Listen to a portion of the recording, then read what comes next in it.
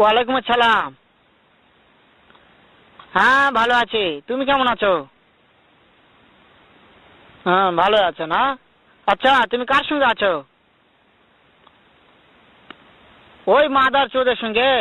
ওই মাদার চোর তো এতই হারামজাদা। ওই শুয়োরের বাচ্চা, ওই তো লটির বাচ্চা, ওই সাহাচুদির বেটা মাগিল লিছা, এতই মাগিল লিছা। ওই হারামজাদের আমি সামনে পাইলে একটা এমন একটা চটকানি মারবো, শালা মাদার চোদ। শুনো, তবে কি আছে, ওই মাদার চোদ ওই জায়গায় আছে নাকি? ও আমার কথা সব শুনতেছে।